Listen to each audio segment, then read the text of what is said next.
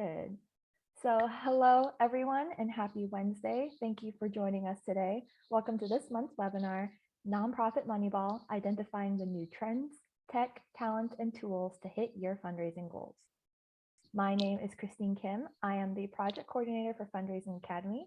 I will be a moderator today. Before we get started, a couple of notes. This webinar will be conversational with the opportunity to ask questions during, as well as a 30-minute Q&A following the presentation. Please submit any questions you have in the Q&A option within your Zoom controls panel. Closed captioning is also available for this webinar.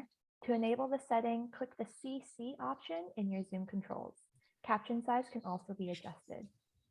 In the days following the webinar, you will receive an email with a link to access the slide deck and recording to review again at your leisure. You've got a cause, learn how to fund it.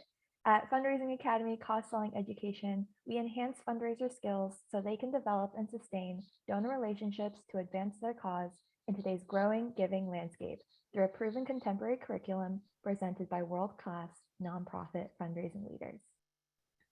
We also want to take some time to recognize our important affiliate partners who provide training and education to fundraisers nationally.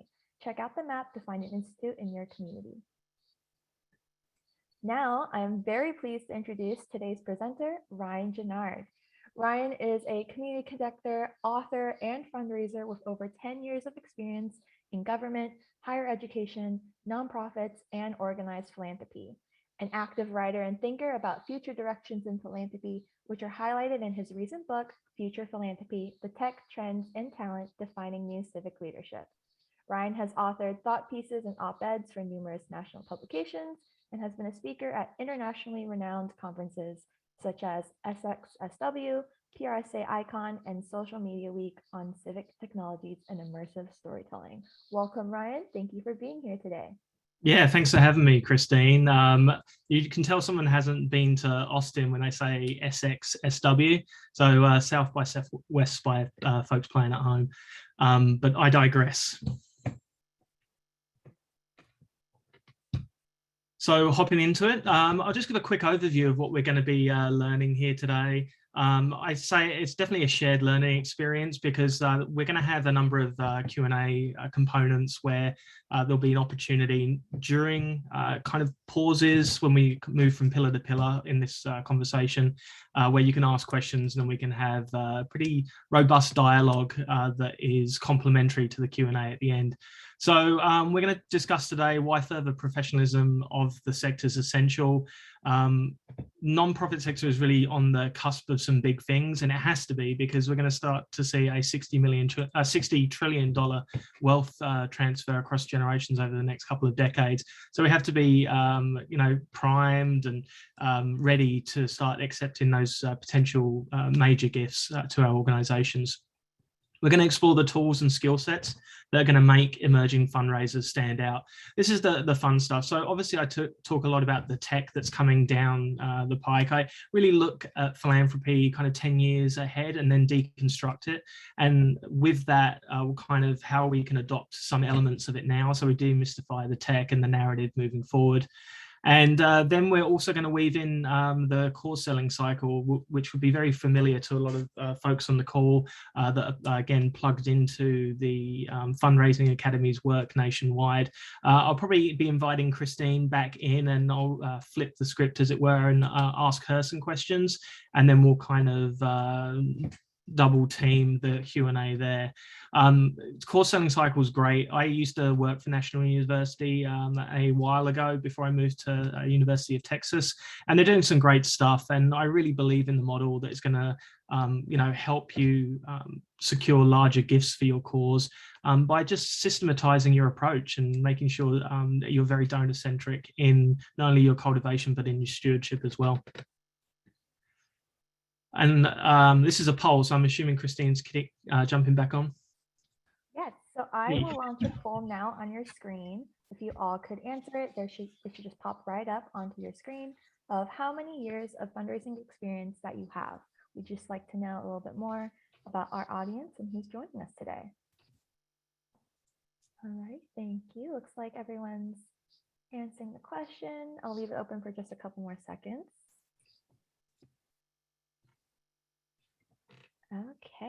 So I will share. Ryan, are you able to see these results or should I read them off to you? Yeah, it's a pretty even spread.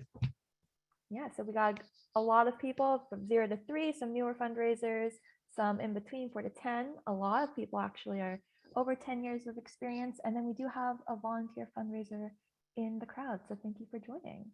Yeah, shout out to the volunteer fundraiser. Very much a key to expanding a lot of the work that we'll be talking about here. So it's definitely a partnership moving forward. Okay, so getting on to the first pillar, as Christine said, my book is built on 3 core components, and that's the tech, trends, and talent. The talent pillar is actually the first one that is mentioned in the book because it's really the foundational elements for us to be able to adopt and to work with the tech. Tech isn't here to replace our jobs. I mean, we even talk about artificial intelligence, but AI is really automation. So how can automation make our work more effective and more efficient? And that gets to the crux of the talent, right? We're trying to make sure our talent has everything at their disposal, and that also includes the time to move away from the arduous administration of their roles to getting out more in the community, meeting with their donors, and to also do a lot of the research into how you're going to reach your fundraising goals. So getting onto that, I kind of predispose it as the talent of tomorrow. How do we call in new talent and call out the gaps in education? A lot of my kind of writings does call a lot of things out, but I definitely want to reaffirm that it's not trying to create friction. It's trying to make people more aware of not only the easy wins and the easy gains, but also what's possible. I don't like really thinking as through strategic plans, like bundling up all the work we're going to achieve in 3 to 5 years, because that's very restrictive in our thinking and our approaches. I like to look at strategic phasing where we look at a decade or kind of 5-year increments where there is no set stop and start date.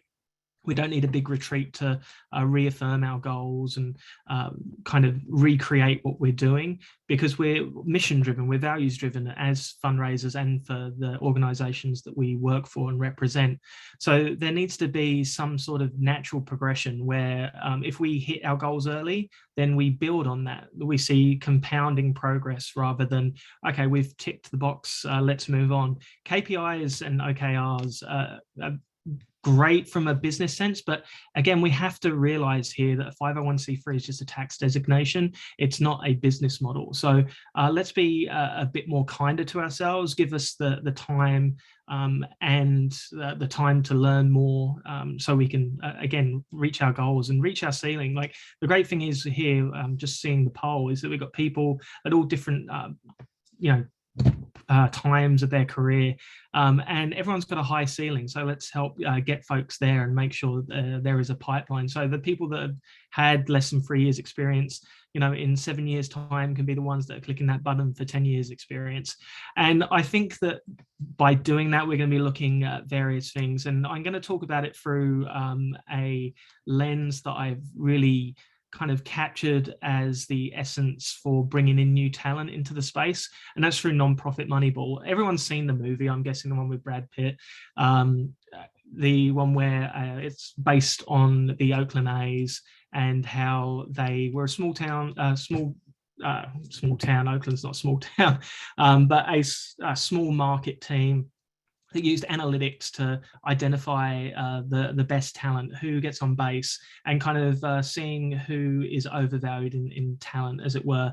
And they kind of made those trades to fill in the gaps in their team. So nonprofit Moneyball here is understanding that there's a lot of skill sets. So when you see a gap in the structure of your organization, saying, oh, we need a new development associate, and then looking for people that have worked as development associates, you really be looking at people that had replicable skills. I really am passionate about folks that have done the work in the community. They're very values driven, people that worked in political campaigns as well, that, do whatever it takes to get that win. They'll stay at 2 o'clock in the morning, kind of plotting kind of precinct walks for the next day. It's that level of I guess, commitment and enthusiasm to a cause that could really replicate. And the reason why I say that is because I came from that. I spent 10 years in politics as a national organizer in Australia, and I came over here and was on the 2012 campaign as well for some races in California. And coming over to philanthropy in the non-profit sector was the best decision of my life because I was still working in the community, but building resources for the community and not asking for a vote in return. To, you know, work authentically with your peers to lift up your local community, to make your neighborhoods even more vibrant than they are. That's really a gift that we've all been given. And it's really sad that we see fundraisers at the moment last only 16 months on average in their positions.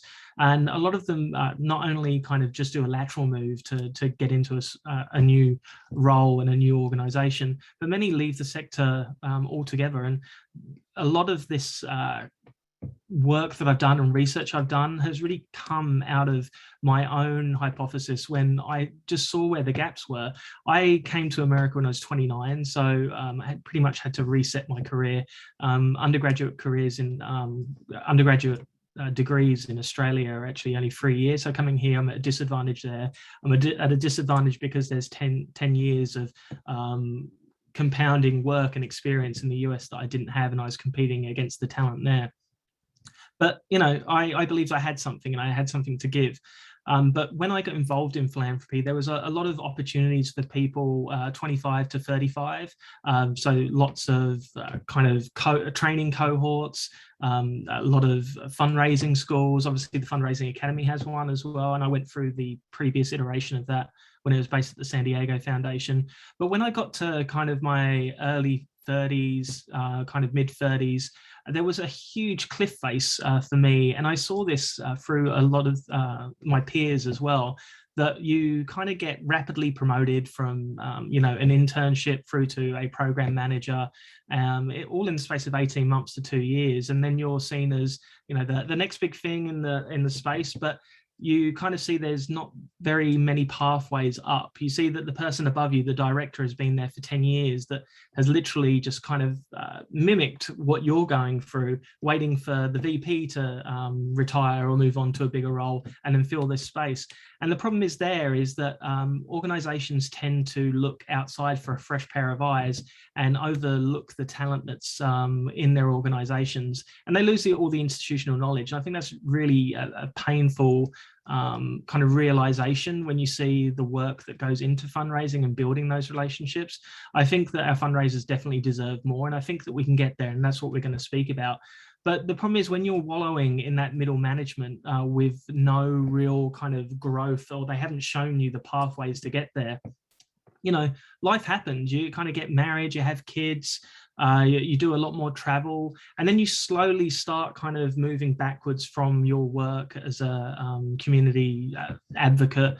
You're not going to go to a city council event and, you know, advocate for a new dog park when you've got your little daughter's recital on the same night. Really, you become a lost civic asset.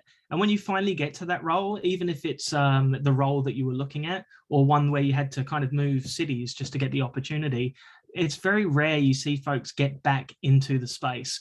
So I am very much an advocate now for us to start looking at you know, pipeline management and cultivation, attracting folks from the nonprofit sector, from the business sector, to come in for some key roles, because at the end of the day, they are going to level us up in ways that we've never been able to.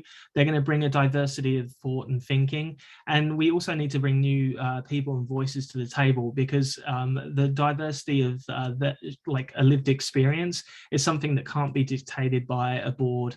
That can't be dictated by a leadership that's been there for over a decade. We really need to start mixing things up. And I'm seeing some great movement here. I mean, the Marguerite Casey Foundation are actually starting to hire program managers on a contract. So they're there and they term out after 4 years. So you're always going to be bringing in new people, new talent, depending on how programs have evolved over time. And I think you'll find that you'll bring in a lot more energy to the space in that way. So sorry to the one volunteer board member for calling out, but remember, I'm calling calling you in and not calling you out.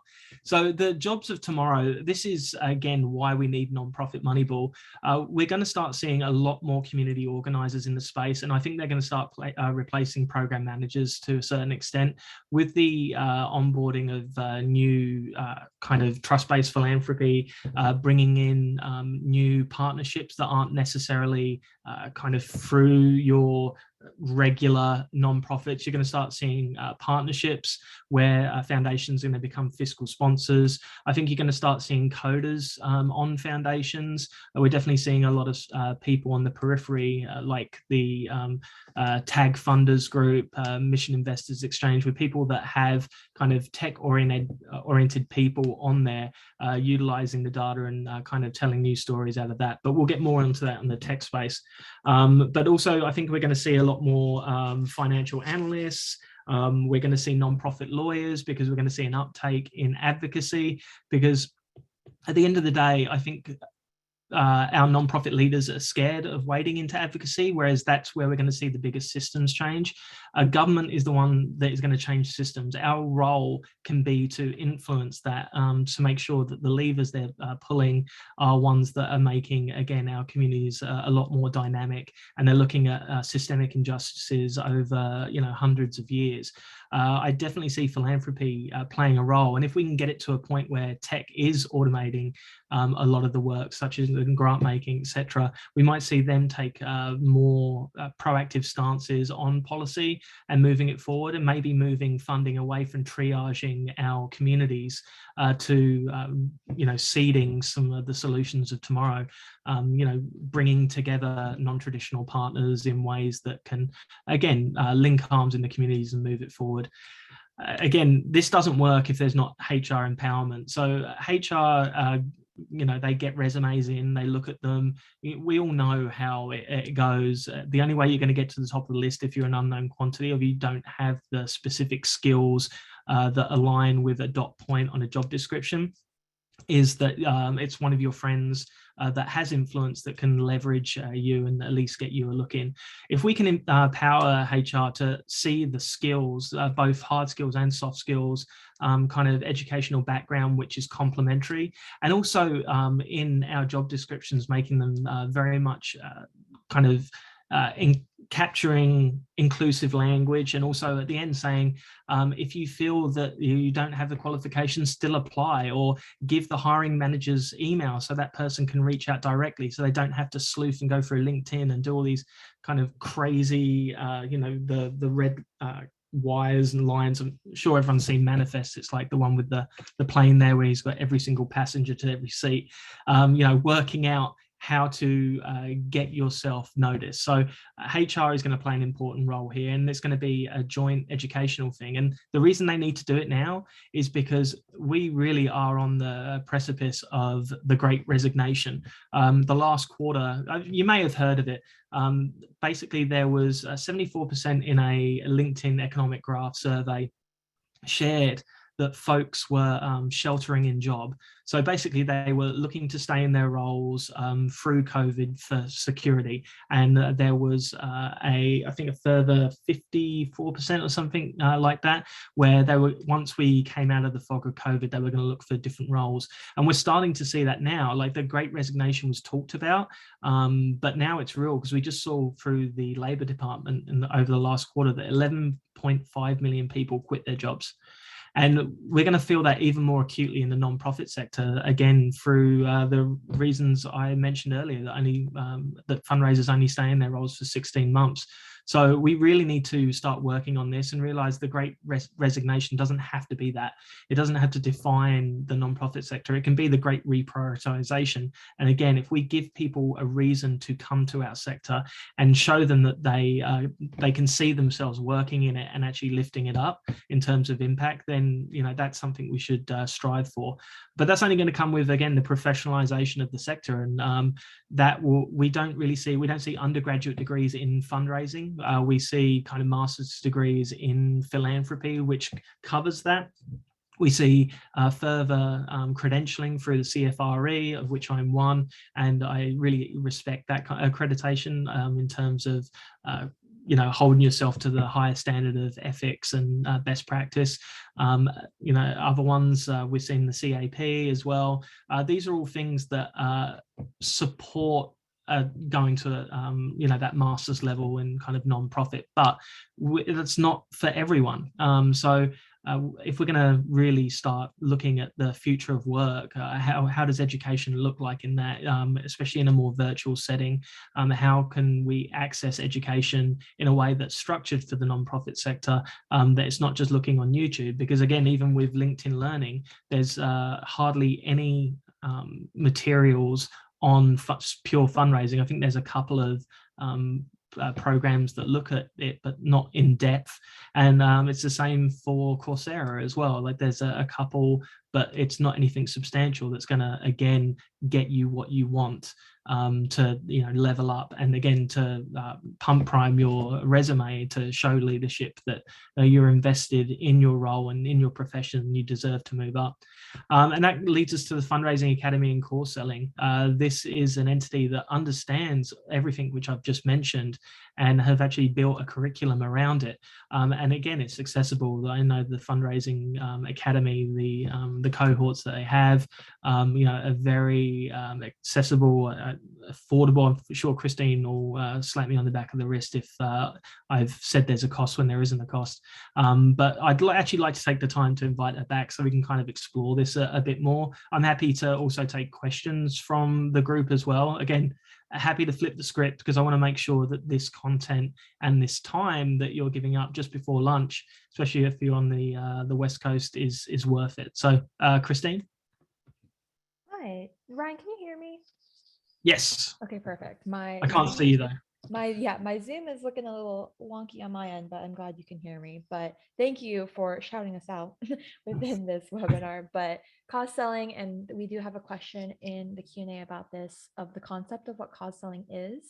And in its most basic and core, cause selling is the idea of using the best practices in selling in the for-profit world and putting it into the nonprofit sector. And as you can see in the cause selling cycle, the majority of the time you're spending with your prospect and with your potential donor is building that relationship and ensuring that not only are you and your organization going to be able to continue with what you're building towards in your cause, but also ensuring that the donor is able to get something out of the relationship as well. It is a two-way street. Both of you are within this relationship, and that is what the cause selling cycle is all about, in ensuring that you both are the right fit for each other. And I think another thing about this as well is that it is all about the relationships, but also for Fundraising Academy, it's ensuring that you all as fundraisers are able to be as successful as you can in what success means for you, and ensuring that we are providing you with the correct resources that you need to get there. Christine, can you tell us a little bit more about the Fundraising Academy and the cohorts there? I think it's important now to address that rather than just go, hey, you can join at the end, because I think this is something that folks can strive to, and again, it is accessible. So can you give a quick update on where you're at, when the cycle opens, what people learn, etc.? Yes, of course. So as you all see, because you are here, we do offer these free webinars each month. They are also available on demand on our website. You can go back and cycle through to all the other great presenters that we've had throughout the last couple years.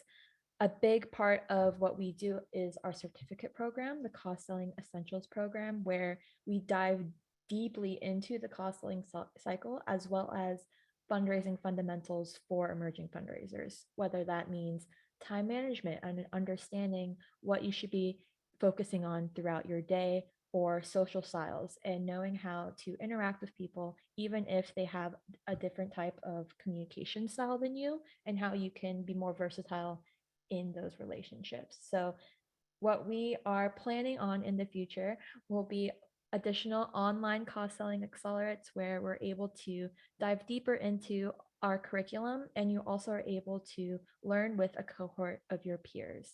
And a large part of our programs are the relationships that you build with each other and what you can learn from each other as well. And so that you all can have a support system to realize that you are not alone in your challenges.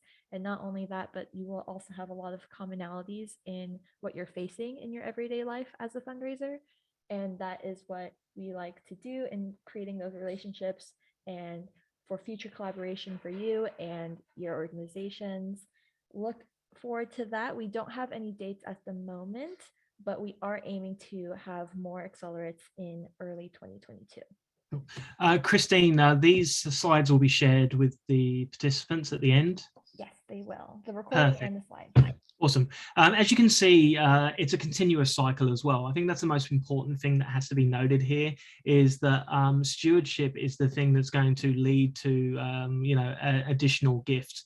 I think that is one thing that we shouldn't automate. Stewardship is very important and making sure it's personalized. Like everyone that opens an endowment at University of Texas in computer science, I actually send them a fountain pen with kind of their fund engraved on it that symbolizes that, they've signed their agreement into perpetuity, and it's been really well received. And there's kind of little things you just got to listen.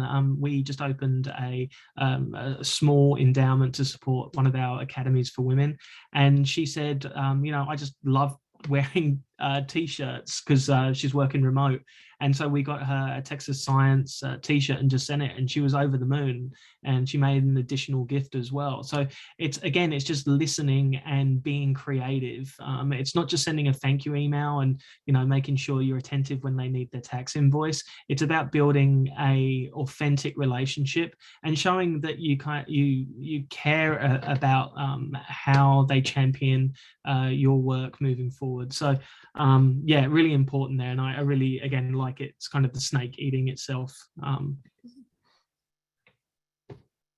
So we just went through this one.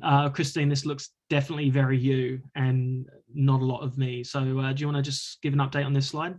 Yeah, so this is just another visual representation of the different types of models in fundraising. So the more traditional type of model of fundraising is a little bit of work done in the approach and the conversations and the presentation, but the majority of the time is spent on the ask and closing, and that's on the left, versus our cost selling cycle and our model of building the relationship and spending the majority of your time creating that relationship and building that trust between you as a fundraiser and the donor, so that because you've done all this work in the front end of that snake, as Ryan was saying, the end of it with the ask, it's a natural progression of the relationship.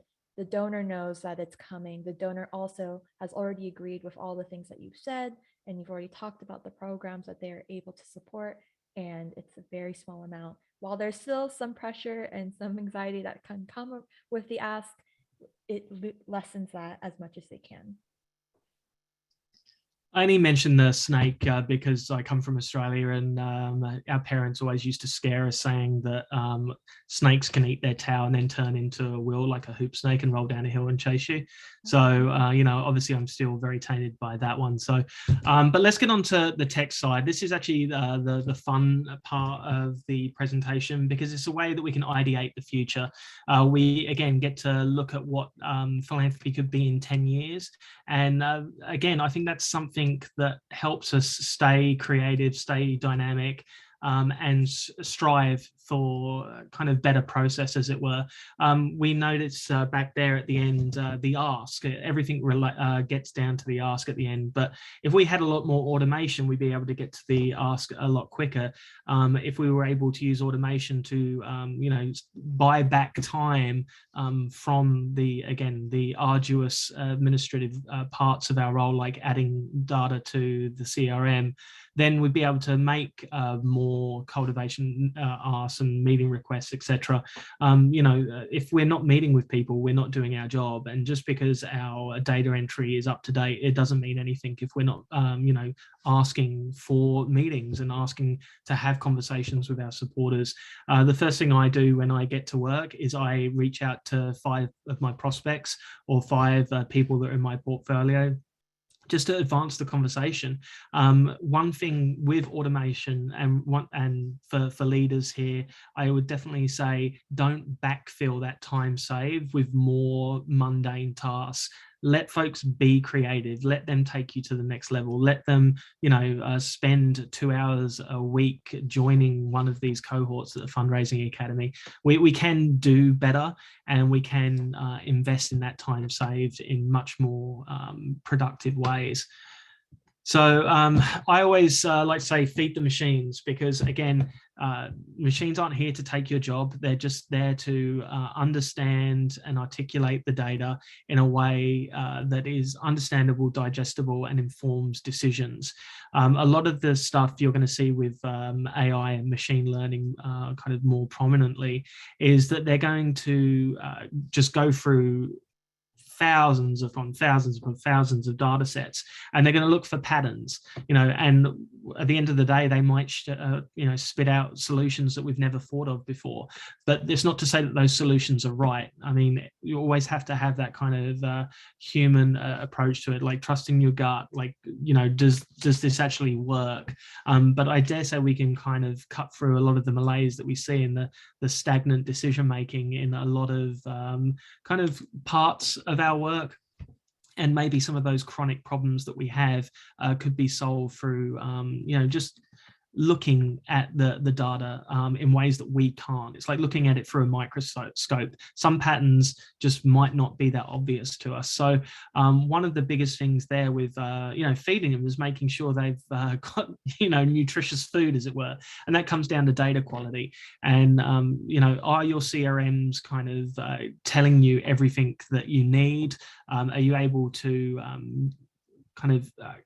bring up reports that actually are telling you something, rather than just getting name, email address, last kind of contact report, etc.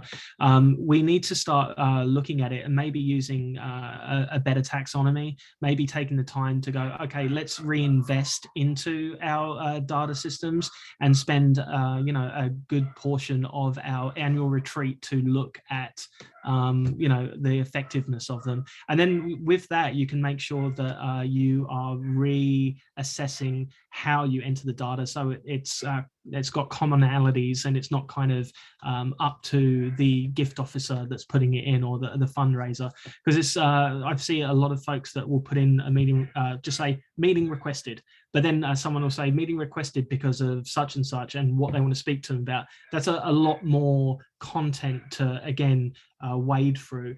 I mean, I moved to Austin like 3 weeks before COVID hit, so I had to really recreate how I looked and identified donors, and I got a research team to literally just pick out every contact report that had machine learning or AI, got given a report, and then reached out to every gift officer that managed those individuals in a way that I could then bring them all together, and we'd have meetings with what we were working on. And we've actually kind of partnered across campus. I've worked with the business school, the medical school on some amazing stuff. And that's because, again, the data quality there. And you're also going to start seeing kind of AI as well, like data modeling that's going to be humming in the background. That is going to be reviewing a lot of the data inputs, and then making predictions on when they might give, their affinity, what program might they give to, and that's going to ping you in the morning via email. So it's a fun future ahead, but we're the ones that are going to have to ideate that, because we're the ones that are going to have to inform those geniuses that are building the models about what data needs to crunch and what the inputs and outputs have to be. So I would definitely vouch for improving data quality and taking the time. It's the most important thing you can do, because your pipelines will become stronger for it. Also, you're reporting to management and the board, because they're the people that are going to have to tick off on a lot of the tech that's coming down the pike. Dynamic discourse. This is just some easy stuff, just to, again, get the conversation rolling in a little bit.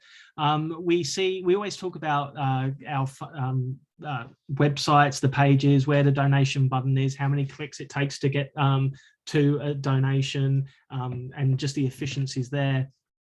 But there's a lot of tech already out there that we can, use today. I always say innovation doesn't have to be new; it just has to be new to you. And I guess that's the same with subject matter experts, right? It's just an expert is someone just that talks on your work that's from a different town. So you can definitely see through me right now. But bringing in chatbots and virtual assistants, it's like just a donor is logging onto your website.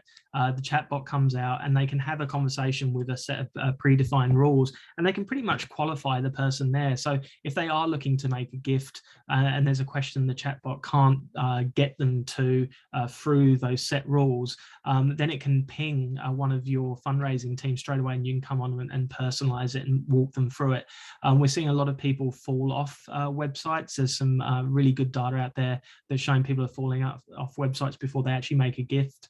And no matter what rules you have in the background that sends an email saying, oh, we saw you're on this page, is anything you can help with? If you're not getting them in the moment, you're really doing yourself a disservice. So have a look at that. They're actually quite affordable. And again, you can create them in ways that benefit your work and also the voice and the narrative of the folks that you have working for you.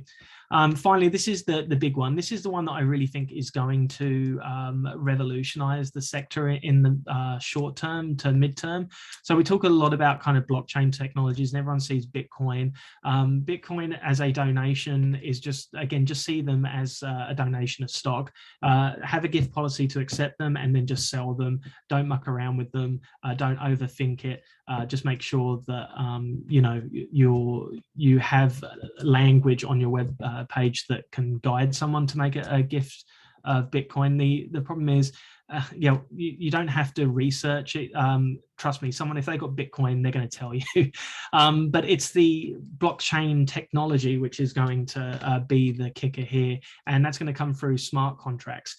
We just saw Tag Funders, which is the national affinity group for technology grant makers. They just had a 100 days campaign where they were sourcing a number of grant applications, and what they're doing is they're slowly trickling out the information after that. I think they received 133 grants and grant papers. And the big thing there, they found there was 39% duplication. And duplication is the worst thing, because we're basically, every single grant application we make, and we're making, good 25 or so, depending on our organization, a year, the time that goes into that. Automation here should be, the organization puts out an RFQ, person comes in, answers like 5 questions, and it goes straight onto an RFP. And a lot of that 39% duplication should just be pulled for 990s. I mean, it's like the tax system. Australia now, you just sign up and click a button, because all of the W4s actually, is it W4? You know what I mean? There's all already been pre-populated. You don't have to enter it again. I just don't know why we have to keep on retyping stuff and not respecting the time of our grant writers and fundraising staff. It takes a good 20 hours for some. We're starting to see, again, 10-page kind of applications for a $5,000 grant. I mean, that's absurd, and things need to change. I really believe smart contracts will automate a lot of this work, and it will also take a lot of the kind of grant making power that foundations have out of their hands. So again, those dynamics will start to shift as well. The thing is with the automation is that it needs to be enshrined in a smart contract. So what this would mean is, instead of getting approved for a grant and then sending it, signing it, sending it back, etc., through DocuSign, is that it would be fully executed on the blockchain. And what you would see is all the reporting would go through there. If you have multi-year funding, it would trigger the new set of funding straight away. Again, saving time and making sure that there is no there's no way to tinker around the edges. I've seen grants where the foundations have tried to get out of the grant due to a discrepancy on the report, when grant makers should actually be looking at the partnerships they're having and the work they're trying to do, not to make sure that they're having a confetti approach to grant making, but they're actually doubling down in the community. And sometimes if someone doesn't hit the goals, should you be investing more money to make it work? especially if you're working with non-traditional groups, or you're trying to lift up people of color in your communities, etc. So smart contracts, I definitely would love for you to take a look at that, and start kind of pushing from the non-profit space as well. I think the only problem with the tag campaign that I'm seeing at the moment really is that it's supporting the grant makers. It's not having input from the fundraisers. So we have to either have a concurrent campaign going on, or there has to be some real genuine approaches to make it work and bring everyone to the table, not just kind of one set. So again, smart contracts are going to save hours. Again, a lot of set rules around it. So again, you can trigger things, more money, less money based on upping a data set, etc. So I think that's going to be really fun. Again, it's about taking the power out of grant makers' hands, because it is, at the end of the day, public money. Food for thought. I always say food for thought, especially when it's coming up to lunchtime. What's the future of the sector going to look like in 10 years? What trends in the sector are you most excited about? How might you accelerate its adoption at your work? If you could recoup an hour of your workday back through the automation of routine tasks, what would you do with that time? So I'd love to invite Christine back to moderate a lot of this flow. I definitely would encourage everyone to bring questions forward, and we can have a very open and honest conversation about the future of philanthropy. So thank you. Thank you so much, Ryan. Can you hear me? Yep. Perfect. I am a little frozen on my Zoom end, so I'm glad you can hear me. But I will start off with a couple questions that we've seen throughout the Q&A. And to all of our participants, if you have any more, please feel free to add those as we get started. So one of the first questions I have is about that first talent slide that you were talking about, and how you were saying that there will be kind of maybe new trends of talking about new jobs that will be coming in about coding and community-centered roles. What do you think should some of the newer fundraisers on the call focus on now to add to their resumes or get experience in to plan for their futures in nonprofits? It's all about building your network. Your network is gold. At the moment, we still live in kind of the more traditionalized sense, where those networks are going to get you those roles. They're going to open the doors. I have an e-list. You can pretty much just jump. I have a Substack where I share a lot of jobs for emerging leaders. I actually, on my website, have a emerging leaders section where I profile a lot of people, because I'm trying to lift up the talent. Sometimes we're very modest in nonprofit. It's kind of that scarcity thing. But you don't ask, you don't get. And I think that you should be looking to do things to build your confidence. And a lot of that is soft skills, like public speaking. A great thing is going to like improv to learn how to interact and be an omnivore in a conversation, being able to code switch.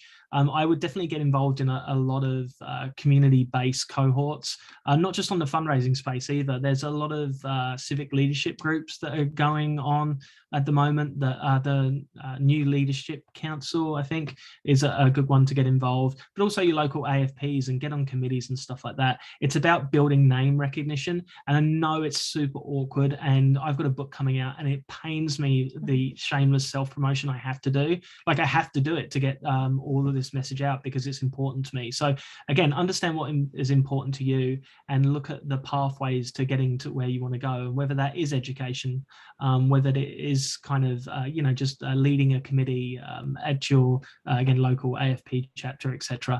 There's a lot to learn, and we learn a lot from our networks and the people that we admire. That is the most simple answer I can give, and tech's not going to solve that, and to be honest, nor is education, because it's a very formal approach, and sometimes it's not for everyone.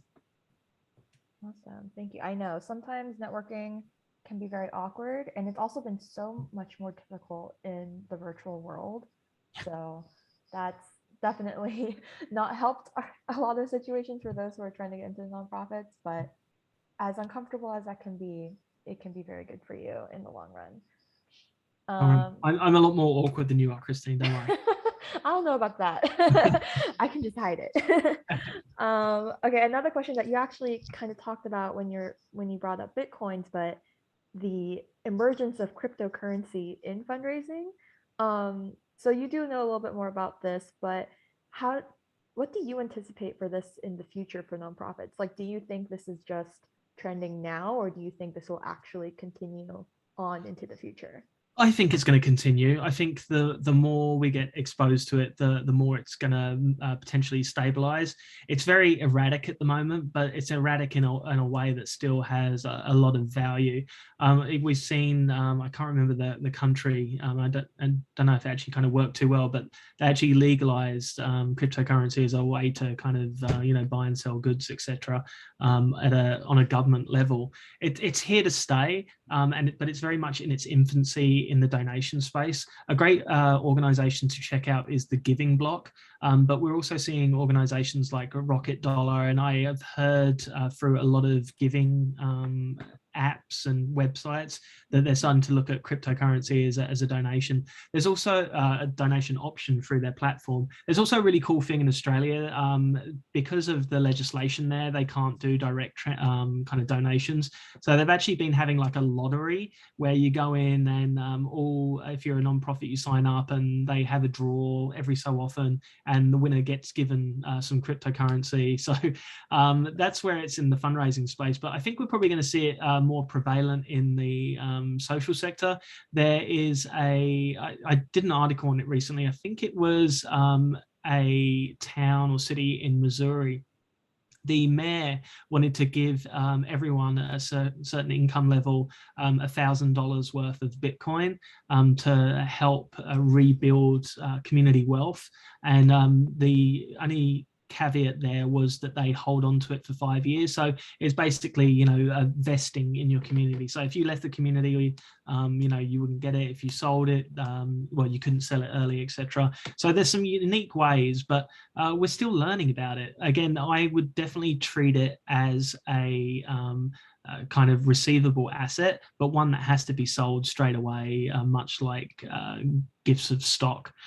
So definitely get it onto your, your acceptability policies, stuff like that. And then another question we have, which is actually becoming a big thing lately, is chatbots on different websites. Yeah. And so the question is, do you recommend these chatbots, and what would you recommend them for if you did for these organizations? Yeah, I think we chatted about it just in the tech component there. They're very easy to use. Again, it's just knowing what you're using them for, and thinking that, just because they're on there, it doesn't mean it's going to be that kind of silver bullet. You need it just to, again, give that an extra touch in terms of contact to draw people into a conversation. And if it is about donations, it needs to be referred across. There's a lot of unique ways of doing it, whether it is just the box that comes up or whether it is a person that pops up in the top left rather than kind of the bottom right. You can be creative with that. But the important thing moving on, I think beyond just that, the graphic on a website, because that can be inherently static as well, is to start building kind of rules on Amazon, Alexa, kind of Google, etc., where you can basically ask it questions and then it will bring up a file from your CRM. Like if you can get the right plugins, I can use an example directly here of how that would have worked. So obviously the data on your CRMs is very important. At University of Texas, we have everyone's cell phone number, but we don't actually reach out to them beyond a simple phone call. So I move forward that we should just do it for major gift cultivation, to just reach out in a different way. Some people trust text more.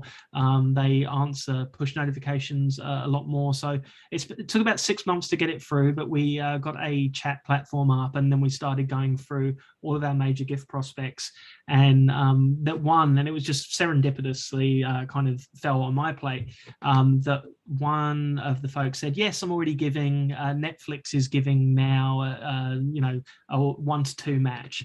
and I give every month. So I quickly jumped onto our CRM and saw the level of giving and realized that this giving could activate another match. And then within the space of 5 minutes going back and forth, and kind of, again, me just looking at previous giving at the same time, we secured a $100,000 grant for one of our scholarship programs. And that was purely through, again, just being quick on your feet and having the data in front of you. So being able to go, please, Google, please check Ryan Ginnard's profile. What's his given been over the past 12 months, and at what regularity? And it would literally tell you or bring up on your screen that what it is, and you'd be able to, again, have a lot more dynamic conversations in different ways, not just again, sending an email and hoping they reply. So again, there's lots of tech out there now that can really enhance our work. Again, it's not going to substitute hard work and research and cultivation and all those traditional elements. But again, if it's there and it's affordable, why wouldn't you adopt it and kind of play around with it, especially if it's going to yield, you know, major gifts? I think we need to be a bit more creative and trust the tech rather than you know, be concerned about various things. And I can go into that in a bit more depth, but I'm talking more kind of security issues, etc. Yeah, definitely. And I think you alluded to this a little bit when you referenced Netflix, but we have a question on for-profit companies that need to allocate a percentage of their profits to nonprofits. How would you suggest they go about finding these nonprofits, or the other way, how did the nonprofits create these connections with those big companies? Yeah, it's just about deconstructing the information that's out there. So, I mean, back when I was working for an education nonprofit that had a budget of, you know, less than 700,000, we only had like really 100 donors that were at the kind of even the 4-figure level. But what we did is looked at 990s, who was giving where. We started using NTEE codes to see who was giving at a much more nuanced level. Like we see, oh, they go to education, they must want to give to us because we're in that space.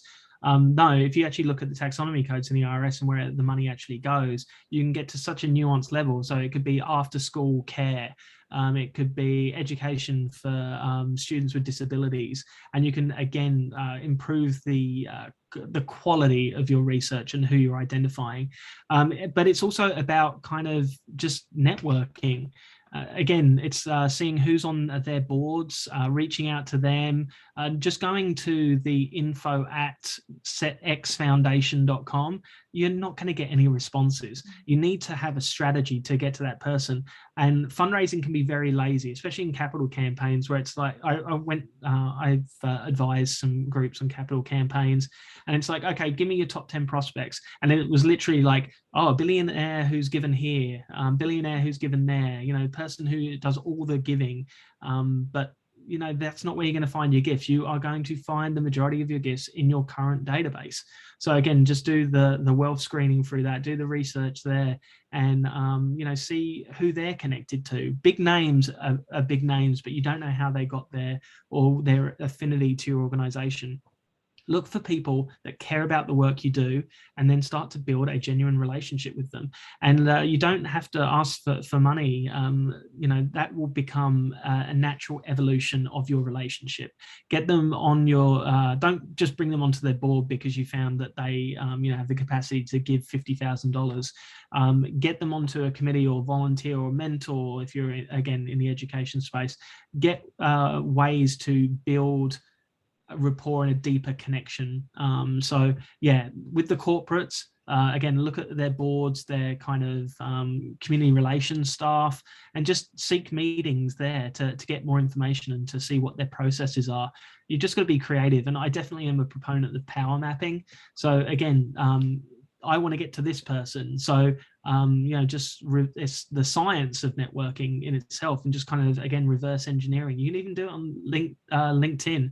You know, this person is a third kind of level, like degree away from me. So how do I get to that? And you kind of just work your way in. It's not that hard, but you need a strategy and you need to be committed to doing it. It's literally, if you're just sending emails, you are not going to get a response because they take them all the time. It's, again, just curated strategy. Yeah, definitely. And I think that does relate into the coastline curriculum. I think, Ryan, you said that perfectly, of leveraging those people that you know now and those relationships that you're building now can lead to more. And I think the idea of what we call the centers of influence and identifying the key circles of those wealthy communities that people engage in and asking those donors that you currently have, like Ryan said, in your database, and asking them for referrals as well. And using utilizing that relationship to build more on your donor database and things like that. And I think another question that we have about this of accessing prospects with wealth and identifying those in your database, what do you the question is, Ryan, what do you think about asking those donors for references and referrals, and how would you go about doing that? Like you said, people get these emails all the time, but how Yeah. would you approach that situation? Again, for your volunteers, just make sure that they're doing what they are passionate about and what they're aligned to. Like having a lawyer that is on your board and asking them to do some marketing emails isn't going to work. One of the other things that I find that grates on volunteers is that you just bring them a list of every person. Do you know this person? It's just like looking at random names. I mean, it has no intentionality to it. So I definitely would recommend something that's worked very well for me, and is to have a moves management meeting where you bring in your ED and you sit there and you go through your top 50. I always have kind of like, I use it like traffic light methodology. So green is like my top 10 that I'm working on actively. Amber is kind of the next 20 that can either move to green very quickly or need to be further qualified. And red are people that it's been a bit stagnant, or they're not going to give a gift in the immediate 12 months. It's more of a longer term prospect.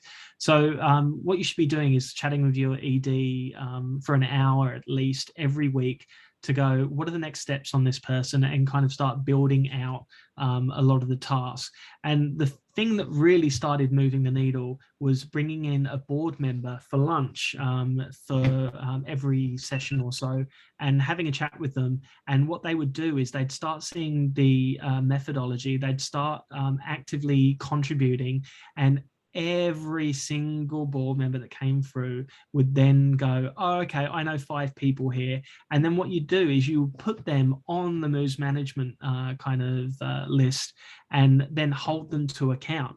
And then it was kind of like you could use a lot of peer pressure, as it were, to get them moving. And because they're the ones that volunteered the information, and you're just following up as a staff member, you navigate those kind of power dynamics, and you then start to build a partnership with them, and eventually they donate as well. So it's kind of killing the 2 birds with 1 stone. Is that right? I was going to use 2 stones and 1 bird, but that doesn't work. But yeah, like I think that's a strategy you guys can take home straight away, and I guarantee in the next 6 months you'll see some yield from that. And switching topics a little quickly, we did get one question of, would you walk through one of your development staff retreats? What topics do you cover, and do you integrate other departments such as board members into the agenda? Yeah, that's a difficult thing. I am not a fan of board retreats. As I said at the start, I sometimes find it bureaucratic theatre. So basically, everyone just gets into a room, talks about the future. Everyone calls out where we're going, and there's no actionable items at the end except for the staff. So basically, the board comes in, generates a load of work that might not necessarily be beneficial, because a lot of the board sessions have obviously the joint sessions, but then the closed sessions. I think it needs to be a lot more open than that with stakeholders, and I don't think it should be called a board or staff retreat. I am a big proponent, again, of strategic phasing. So again, looking at what 10 years looks like, and then coming to agreed milestones and triggering event points. And what you'll see there is you can also then build into that plan term limits for your members. And the great thing is with strategic phasing is those term limits can be extended depending on the quality of that board member, whether they're relevant to that next strategic phase, etc. So in terms of agenda, do take the time out to talk about where you're at. But again, the most important thing is to take time out to talk about where you're going and keep on revisiting the mission, visions and vision values of your organization to see if you're aligned to them. We can have a couple of strategic plans and all of a sudden we're veered off to the left and we're actually just chasing dollars for the sake of keeping the lights on, not to advance our mission. So just make sure. Again, I go to retreats that are very different to your traditional ones. Like at the last retreat I had an organization is we literally went through all our policies and had a look at whether the language was inclusive, whether it was fair and equitable, and then kind of, gave us a time frame to go through them and reintroduce them to the board for ratification. I think that, again, it's not about just getting together, having a nice lunch and doing some trust falls and looking at, those Myers-Briggs and Strength Finder things. We've done that to death. We want to get together and be very pointy in what the outcomes are. And the outcomes have to be, what our services are and a focus on those that we seek to help and represent. Awesome. And a question came in kind of related to strategic planning, strategic goals. This person said, our organization's donor cultivation practice is heavily focused on the ask, less so on the relationship. We have lofty revenue goals that are assigned to us from the board and the executive director and are expected to make the ask very quickly with very little support and recognition of the work that goes into building the relationship. How can we shift this mindset, especially when we're not leadership? Yeah, I think it's sharing your story, and sharing the work that you're doing in a way that they can see all of the extra things that go into being a fundraiser. KPIs for fundraisers actually aren't too helpful. I mean, they set a goal and they challenge you to raise the funds necessary to, have your programs run effectively, etc. But the thing is, you really need to start investing in your fundraising staff in a way where they feel safe and secure and they're not looking for that lateral move to get out, because sometimes fundraising staff are the scapegoats. It's probably the second most lonely position on an organization behind the CEO. You're charged with raising record amounts of money, and then straight away for the forecasting for the next year, slap on an extra 10 to 20% and repeat and see if you can do it again. It's just not the way it is. Like, we really need to have a focus on stewardship, the quality of stewardship. Again, not just looking at the monetary values, but the relationships. Are people kind of donors doing more than just giving? Are they getting involved more in the volunteering space? And then kind of calculating the cost benefit of volunteering as well. Because if you've got a person that has given like 30 hours, you can just use, I think Foundation Center actually has computed what the value is of a volunteer hour. So you can pretty much go 30 times $25, and whatever that sum is something you've yielded beyond that relationship. So again, say all the things you're doing, say, these are the amount of asks, this is, and then kind of rank them where quality is. It's about perception. People will literally just look at the numbers in a board. Yeah, that's one thing, you can't get around that. Because you also have to realize that not a lot of people read the board packets before they go in. They're very reactionary in there, which is it really kind of gets my goat up kind of thing. But it's all about perception as well. Like, oh, such and such is doing a great job, and it's not based on any of the metrics. It's based on, again, what you're sharing and giving your methodologies. If you can show a fundraising plan, that actually talks through the tactics, and you actually have a fundraising committee of which you lead, and you can kind of guide them through, you're onto a winner. But it's also, again, it's building your own network outside the organization, but also building a network inside as well. So I'd be interested to hear, who has fundraising committees, and if you don't, is there scope for you to pitch that to your executive director or board to have one, and you be the chair? And again, that goes to building up your own skills as well. And again, it could be seen as that tactic I was giving for news management. That could be something that's built into the committee as well. So again, just back yourself, and don't shy away from all the good work you're doing. My hat goes off to every single fundraiser out there. It's a thankless task. You're doing the hard work, and you need to be respected, and that needs to be reciprocal. I do have a job. I have a question about jobs. About what should I look for when finding a new development job? What are the signs of a healthy, non-toxic culture? I'm feeling the burnout and looking for a development director or officer role. Yeah, I honestly think it's asking people around the organization as well. If it's a toxic environment, people talk, and your network will hear about it. And just be very pointy. Like in a job interview, you can interview them just as much as they interview you. It's got to be a fit. If they want you, they'll do all they can to take you, but also kind of see that as a red flag as well. How desperate are they to bring in? How desperate are you for that new job? The best time to look for a job is when you have a job, because you can be very intentional there. You can, again, kind of look to where you want to go, and just build out a load of keywords in LinkedIn, Indeed, etc. So you've got a steady flow of jobs. But again, if you get into the right networks, people will share the jobs.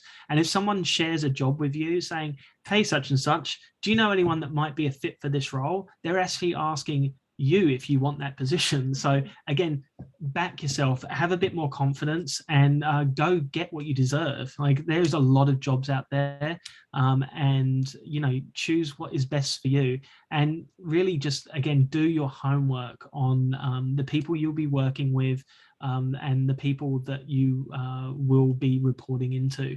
And if someone says, I don't know, then take that and then just kind of times it by 2, and don't let, don't get trapped into the interview process. So at the end, if you get the offer and it's not right, don't take that excitement or that, the emotions you built about it, or the desperation it is to get out of your job, and then just jump ship. Jump strategically. Don't take lateral moves, take steps up, because what you're doing is, if you take a lateral move as well, you're losing kind of compounding income across your lifetime, as it were, and just get paid what you're worth. Like, I mean, there's so many jobs that are development associates at like 35 to 45,000. Like, just, you have to get out of that mindset that that's all there is.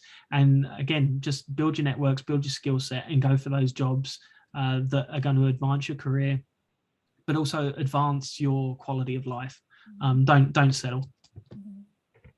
Follow up to that, what questions would you recommend that they ask in a job interview to determine the fit with them and the organization? My favorite question of all time, and it always works, is, what gaps do you see in my candidacy? So what they will do is they normally go, oh, no, there isn't. And what they're doing is they're actually sharing to themselves that this person is the right fit. this person is the right candidate. And if they do give you, they're not going to give you more than like one or two, and they're going to be very soft because they actually haven't thought about it. And what that does is give you the opportunity to walk them through it. Like, well, I see that you've only worked 2 years at the past couple of organizations. We're looking for someone that wants to stay here. And then you get to answer that. You get to say, well, the reason I jumped here is because someone recruited me for an amazing opportunity, or, I was going through a time in my life where my grandmother died and I wanted to take a step back. Again, you get to dispel a lot of the myths or assumptions that they might have about your candidacy. So that's a great question that I would recommend to use. And going back, there's another question that I missed from the beginning is some large companies have pet charities that they support. Is there a list or database somewhere where I can find this information? Yeah, it's most of it is in kind of wealth screening. So you can find all of this out. Obviously, every donation that kind of goes out is captured. And so if you say Mr. X, you want prominent businessman in your organization, he gives to a lot of organizations, again, uses that confetti approach. So you're only going to get a small gift out of that person. But you want to know, again, do they give to animal welfare charities? Are they giving to the local dog shelter? Are they giving to a spay and neuter program, etc.? Like, you can get that information, but again, it comes at a cost. So there's like Wealth Engine, etc. But there's some awesome AI companies that are coming out with products like this that can literally crunch that data in like 30 seconds. A great one is like Fundmetric. That I definitely are worth checking out. There's an organization here in Austin called Politics. Again, there's a lot of stuff out there, and again, it's not easily accessible because you don't know about it, as it were. So when you type something into Google, you're restricting your actual search because you're typing in parameters that have been engineered by a lot of these companies that have non-profit verticals and are just trying to sell product, and they rise to the top. Ask around to see what's out there, and good times will come. Let's see, we do have another question. I lead our development team and want to support and mentor them. I'm strapped in, but want to be a good leader. How can I make them feel valued and delegate effectively so they can be challenged while ensuring we don't miss our goals? Yeah, big one here. Don't do annual reviews. Do quarterly reviews and make sure that you're kind of working to progress. And if they are hitting their goals, challenge them to do some more through individual projects or stuff like that. In your one-on-ones, don't talk at them. That's their time to, get through where you're at, because as a manager, you have your blinkers on and sometimes you're slowing things down. So again, give them in my one-on-ones, I normally give the first half hour to my peer there to just ask questions and just go from there. And then if I have anything at the end to add, I will do so. Also look beyond that budget line item which says professional development, and encourage them to look beyond conferences. Conferences, once you get to a certain point, they're not really adding too much, except for the networking, and even the networking is a bit loose because how often are you going to lean on such and such that does the exact same role but works in Idaho? It's not really going to advance your work. It's just a good person to have a beer with maybe and kind of download. But last year with conferences kind of non-existent or virtual, I said, hey, can I do my CFRE? And they were like, yep, we'll pay for it. Just go and get it done. And also don't try and put restrictions on that and say, well, I'll pay for it now and you pay me back if I pass. Like, these exams are hard. Like, don't set yourself up for failure. So if you're a manager, give them the freedom to suggest to you where they want to go and just be their champion. And the best thing is that that you're going to have a strong relationship where you're going to have a friendship beyond that role, and you never know where they're going. You might be asking them for money at the end of the day. So yeah, just invest in them and show them where they can go. If you're their direct supervisor and and they want your job, then that's just how it's going to have to be. But maybe that will inspire both of you to keep on moving up the ladder. Let's see. Next question we have is about the board. So my board does not want to fundraise, with the exception of two. How do we empower them? I don't want to overstep, but we need their help. I'd do a review. Like, I mean, some of them just might not ever do it, and kind of it might not be worth the investment. Everyone should have term limits. There's no doubt about that. And those two people should be your champions. So they should be the ones that you feed and ask for in the meeting, and to say, hey, look, I put my this money here. This is important. Who's with me? Second one is to make them pay board dues. Like, if you want to get on the board, you have to pay $1,000. It can be spread out over a year, but that will also differentiate who's in it for the organization and who's in it just to put it on their resume. There is a lot of people out there that would be great for your board. You just need to ask them, and then you have to be upfront with what the commitment is and get them to sign an agreement that they understand what the need is.